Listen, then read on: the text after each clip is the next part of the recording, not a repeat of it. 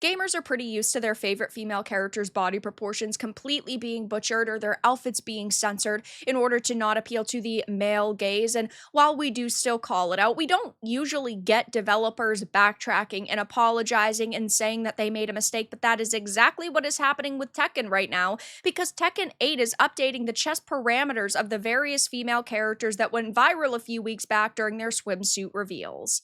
I have a few different things to show off, but before I get into the topic, if you enjoy the content I create, check out the links in the description, join the community in my live streams, and consider supporting through Patreon or YouTube memberships. Now, I as a woman love to play as very feminine female characters, just like I'm sure men love to play as hunky, masculine, very strong men in video games. We want to see the height of humanity, and it's perfectly fine if we are objectifying characters, because guess what?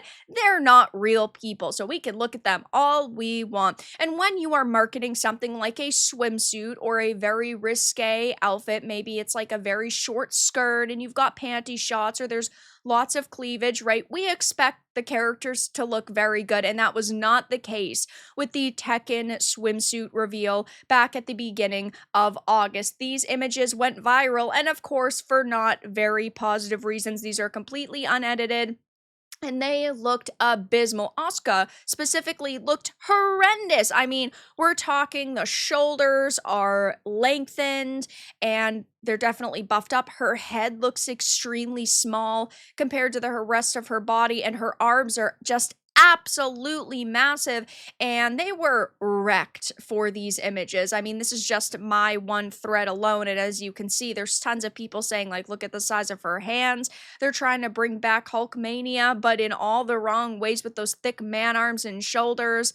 Looks like a very intentional mistake. Why did they glue this woman's head to a dude's body? Next gen graphics, and they had actually said, we're going to work on it, but it's always good to stay cautiously optimistic, right? Just because developers and companies say that they're going to do something doesn't necessarily mean that they will actually do that. I do not believe it until I see it, but now we are actually seeing it, and we are getting a clarification on this because we now know that Tekken 8's patch includes several bug fixes and character move adjustments, but another set of changes some players couldn't wait to see are the updated chest parameters of the female cast. This comes after a bug in the Beach Fun Pack DLC set mistakenly changed several female characters' busts to the same size. The new patch readjusts each character's chest parameters to be true to their original designs. Now, I know that there were some people out there who thought that this was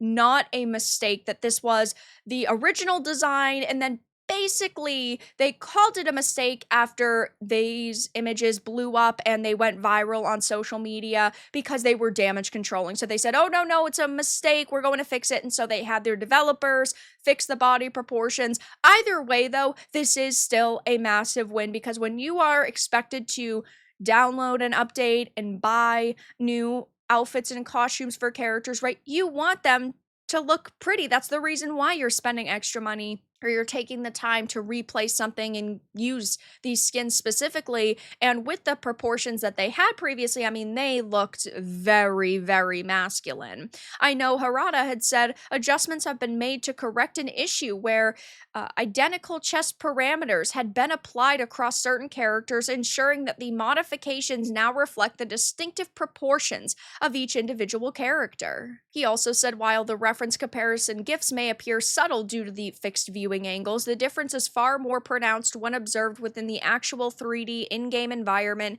compared to the previous version. In addition, Asuka's neckline has also been fine-tuned at this stage. Applying major corrections all at once would have caused significant model instability, particularly when factoring in customization options, so the adjustments have been limited to incremental refinements involving the shoulders, upper arms, and neck. I appreciate your continued support. So not only is he saying they're fixed, but he's also giving us clarification. He's explaining how these changes are being made, and I think that this is a fantastic way to approach this, because he could have just approached it like, here you go, guys. Will you shut up now? Like a lot of mainstream developers do. A lot of game directors and producers just kind of say, bleh, they're annoying us, so we're going to change it. But he really went into depth with his explanation, and he's giving all of these different image comparisons. And I'm really happy to see this because this, of course, is a major win for gamers. I want games to come out and I want them to be good.